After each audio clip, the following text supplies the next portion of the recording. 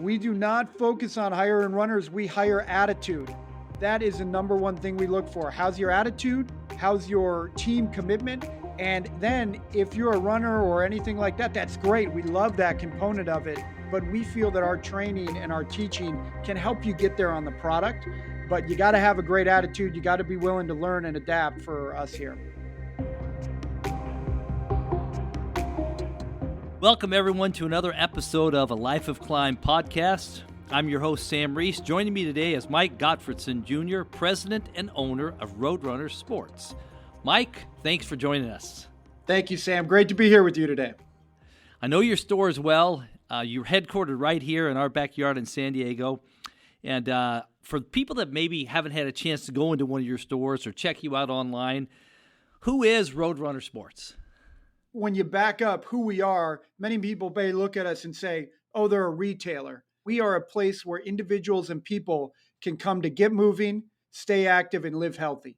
The way we do that is by selling running shoes, walking shoes. We custom make insoles for you. We have fitness apparel, running apparel, walking apparel. We have a whole pain solution center in one of our stores to make sure that all the people have the different needs so that they can continue to do that every single day. Get moving, stay active, and live healthy. Love that mission. And I know you guys have an incredible online presence, but to go in one of your stores is a blast, especially for some former runner heads like me. It's just a blast. It's such a great experience, the way you have so much technology weaved into it. Now, the company was founded by your dad. Yes. Back in 1983. So those were my college years. And yeah, I know your dad had 3 kids. Another one on the way. So he's starting a business in the garage. What was that like? Do you remember those early years with your dad starting the business? What was it all about, and what was he trying to create? Yeah, it was 1983. You're exactly right, Sam. He had 3 kids with the 4th on the way, and all under the age of 5 years old. So for him, it was really a passion of his was marketing and business. It wasn't running. It was more on the direct marketing side. In 1983, he saw an opportunity to go out there and sell running shoes through mail order catalog, which at the time was very unique, very different. Everybody just went into their local running store to pick up their shoes. That's interesting. He found it not because he was a runner. He found it because he saw a niche in the market for what his expertise was, which you said was marketing. And did he have an online marketing, or was that was not even around at the time? No, not even around in 1983. It was pure direct marketing. So magazines, catalogs.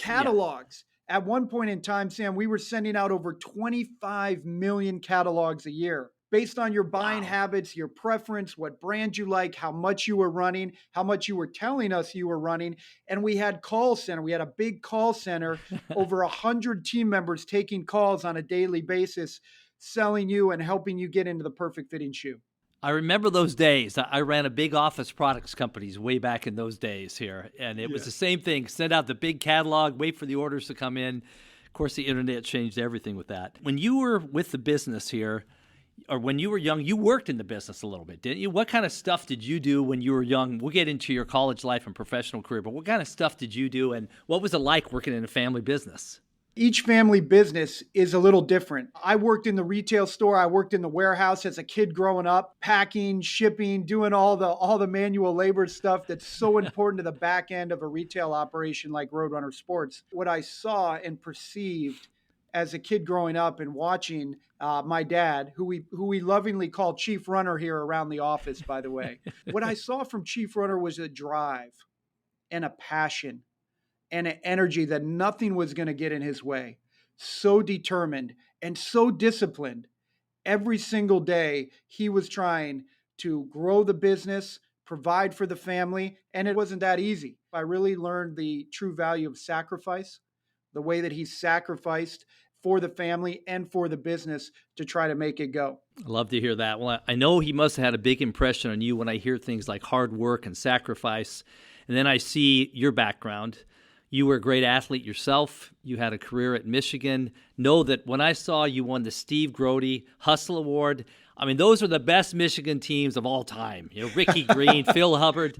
But what a competitor you must have been. So to see that and then put it into your the athletic background you had. Tell me how that shaped you for the career you have right now, your athletics, what you learned in that sport. And who was your coach, by the way, and what did you learn from him? My coach at the time, I played for Brian Ellerby and I played for Tommy Amaker. From both coaches, I learned what it took to be at the very top. To be a head coach, you had to be so organized. You had to be so detail oriented, and you had to have a real passion for what you did. When I was 12 years old, I had a major arm issue, a injury, and I actually ripped my brachial artery going through a glass window.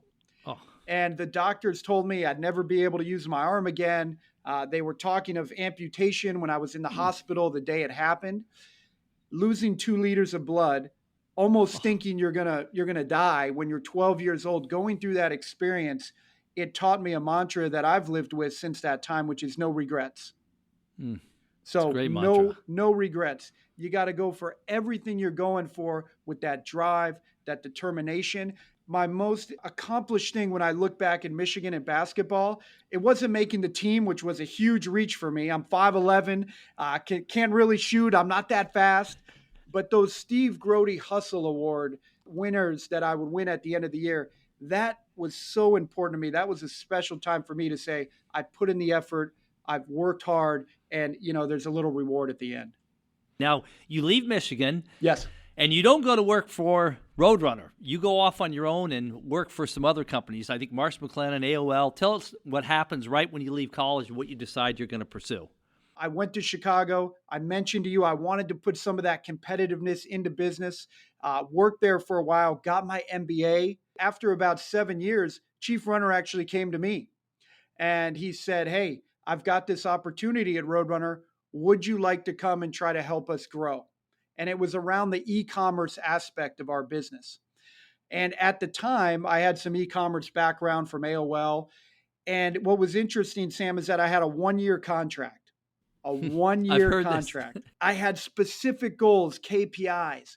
It wasn't one of these things where I was just going to come to Roadrunner Sports and rotate through departments. I was coming there to hit goals and objectives. And at the end of the 1-page document, it said, and if it doesn't work out, we will part ways, but we will still love each other as father and son. But we'll part ways as employee and boss, huh? Absolutely. If the goals and objectives weren't hit, hey, if I'm not hitting the objectives, I would want to part ways. What am I not doing? Why am I not achieving the results? And I had a 1-page contract for the first 7 years at Roadrunner Sports.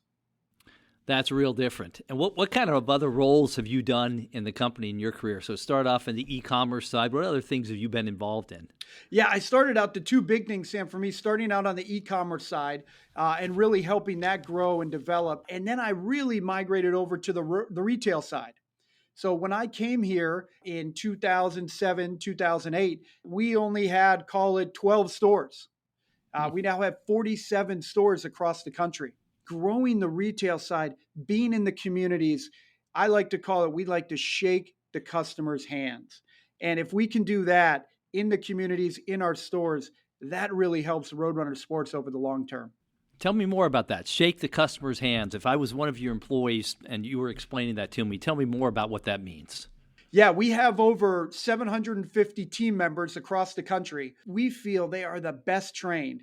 They are the most outgoing. They give the wow experience in our retail store. Everyone said when Amazon came out strong, of course, in the early 2000s, late 90s, they're going to put everybody out of business. All brick and mortar is going to go away. Well, we had a little different feeling about that. We felt that with our in-store experience, the technology we use, the way we mold the insoles, the way we customize the fitting to your specific feet, we felt that we had an advantage.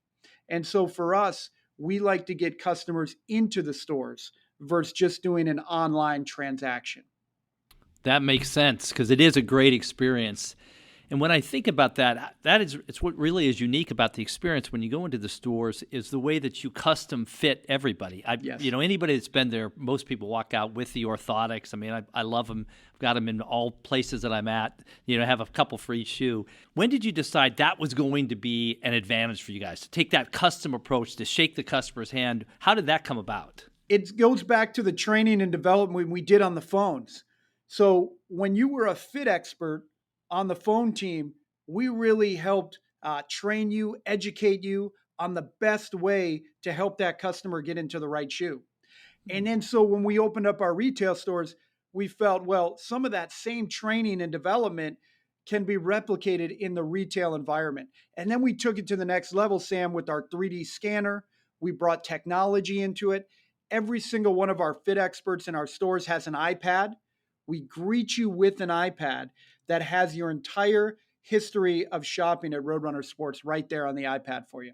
I know one of the things you talk about in your leadership is you talk about over communicating with your people, and you actually keep a top 10 list. Tell me about that top 10 list.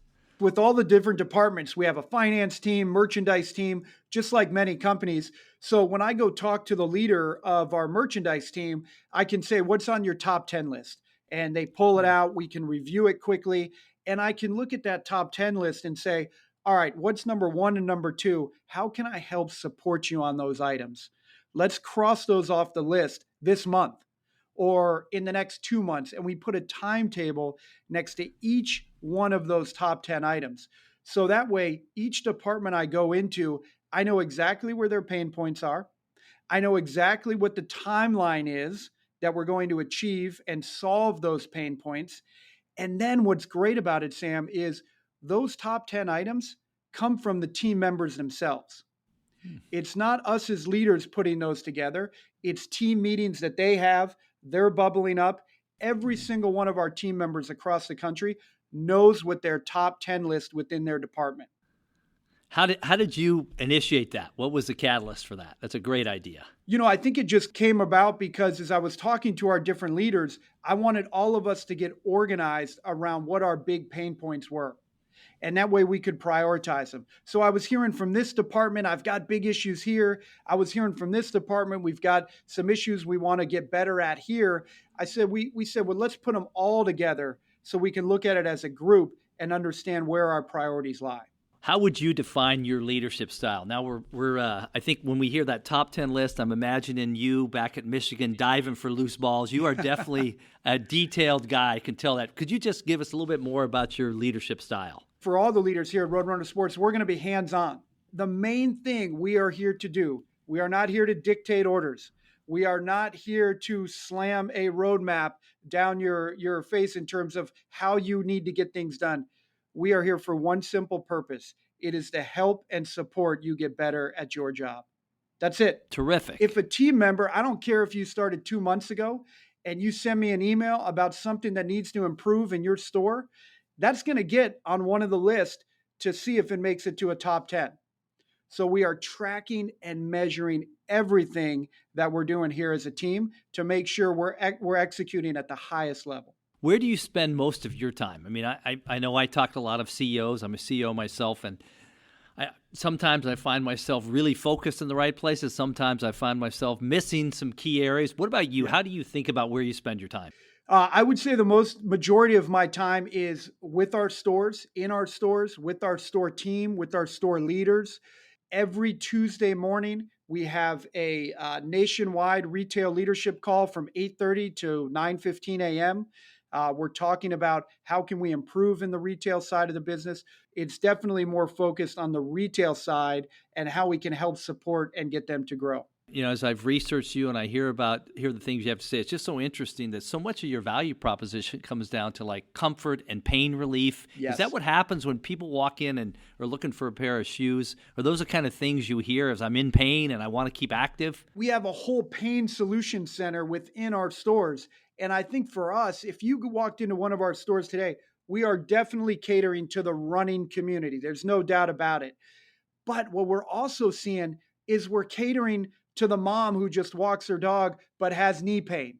We're catering to the individual who feels hip pain or his arch is hurting them and they just need more support. We are helping people solve their pain issues in addition to the running community. And it's really broadened our reach and expanded who's walking into our retail stores. I just love how the way you talked about your mission, inspiring and helping people to get moving, stay active, and live healthy. I see how that all connects. Yes. When you're not feeling good, you can't get out and about here. So it just connects with your value proposition. Let's hold that thought. We'll be right back to listen more from Mike Gotfredson, president and owner of Roadrunner Sports. Be back with you in a minute.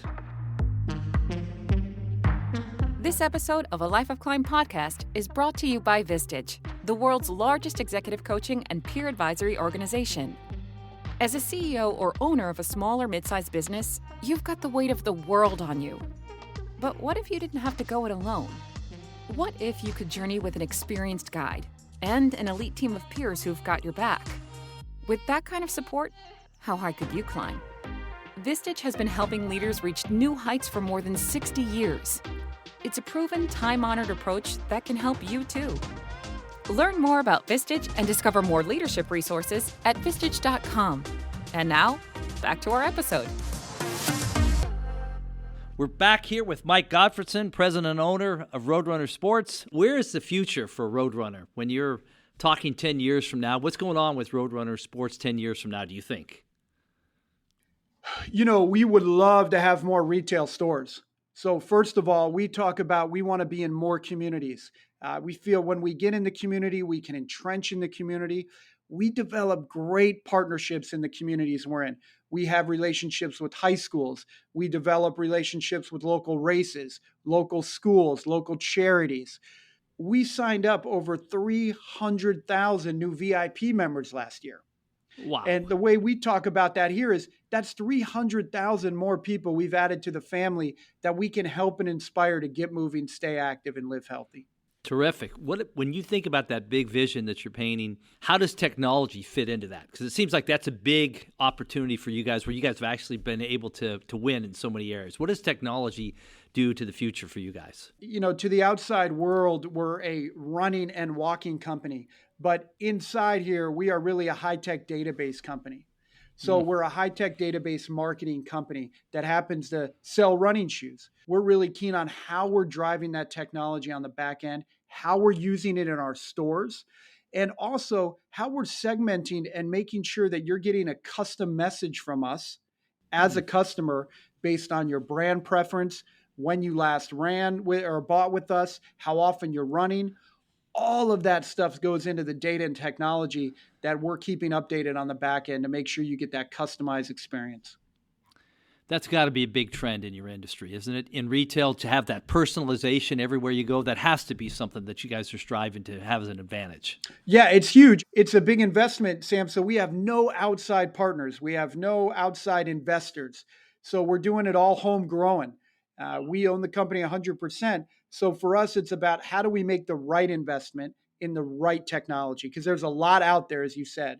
When you grow up in the business and you know all the details like you do, you know all of the moving parts, how do you stay strategic at the same time? How do you stay above it if somebody comes up to you and says there's an inventory management problem? You probably know exactly what that looks like and you've dealt with it yourself. How do you stay strategic and stay above it? We've done a pretty good job of creating team members and a subunit. That's all they're thinking about is a strategy component of Roadrunner Sports.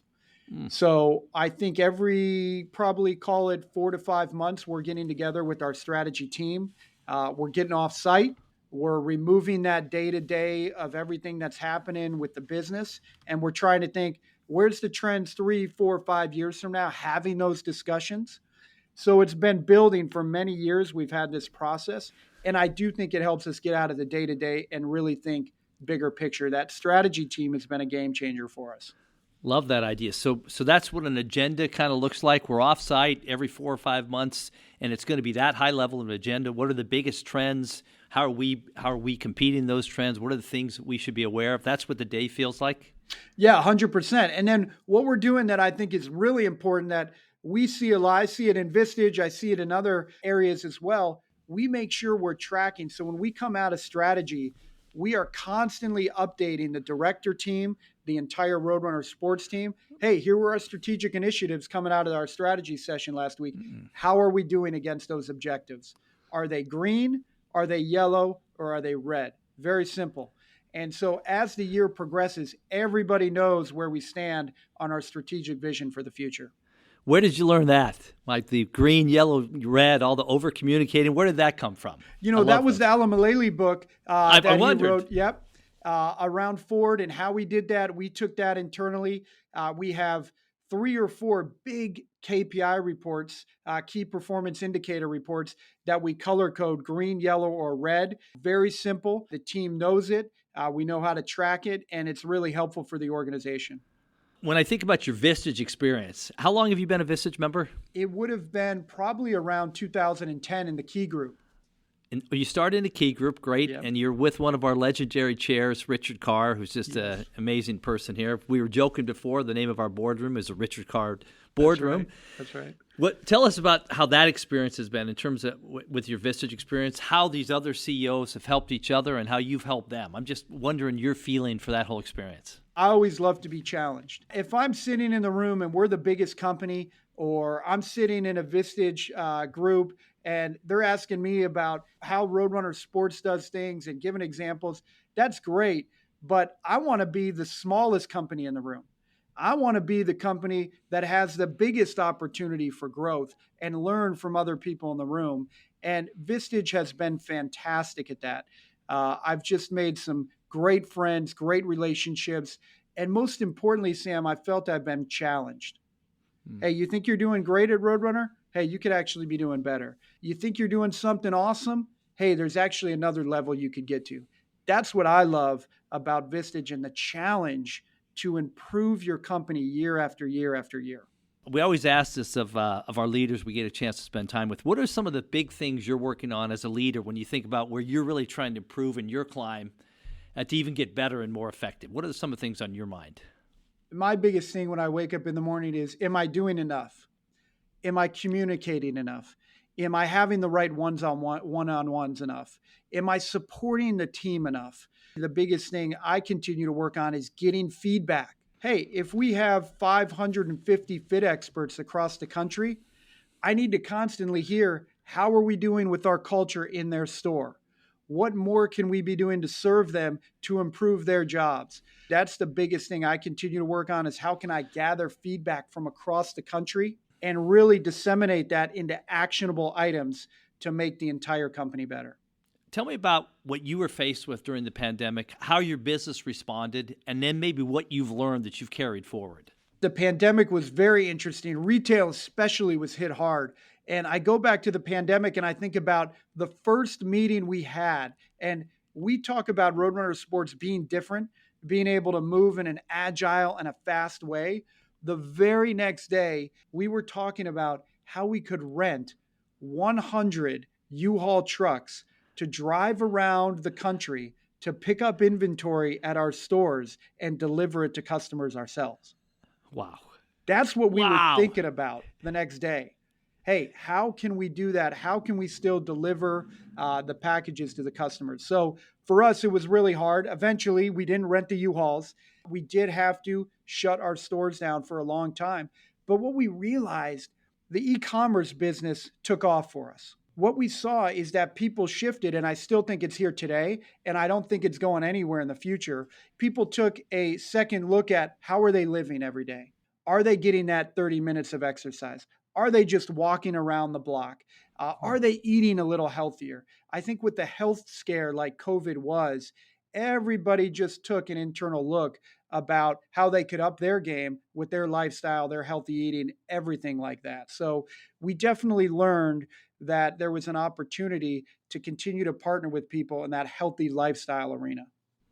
That's a great macro trend, isn't it? That's so interesting that you see that from that level here, that people are taking better care of themselves, and that translates into good news for you guys and aligns with your mission, I guess, perfectly, right?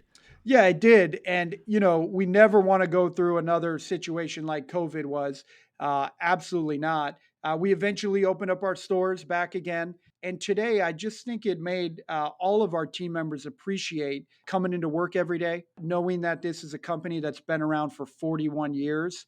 You hope you never take that for granted. And when it was all shut down, there was some real scary times. And so to look back and see how we persevered and pushed through, it's really something that all of us here are pretty proud of. Do you feel like a stronger company now?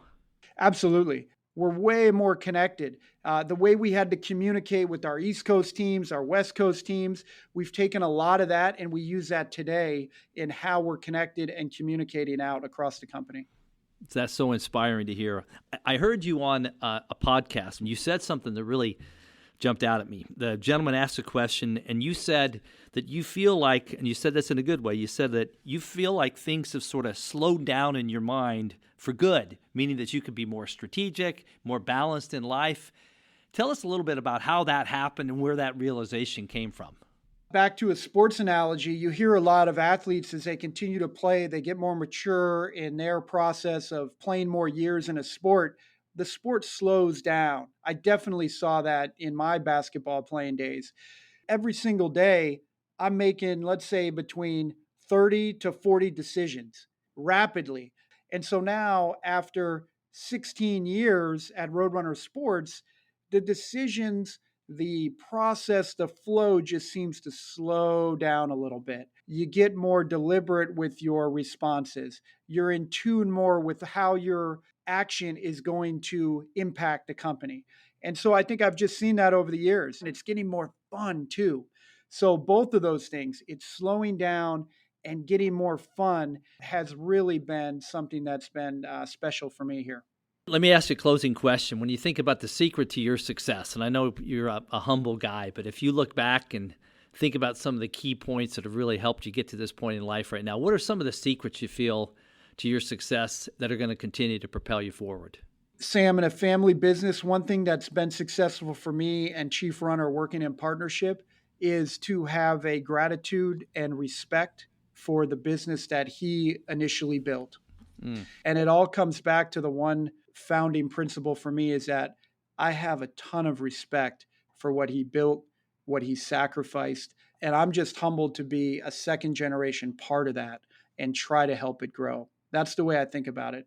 I'm a servant leader who's trying to help this company grow and very grateful for the opportunity. And I think what I saw from Chief Runner for all the entrepreneurs that are trying to go through it was an absolute passion and never taking no as an answer. That's something that he ingrained in us from the very beginning. And I hope we continue to take forward at Roadrunner Sports is that we are going to push the limits. We're going to push the boundaries. We're going to do it the right way, but that we're not going to see obstacles and barriers as a way to say we can't do it. We're just going to find a way around it and push through and make Roadrunner Sports a better company.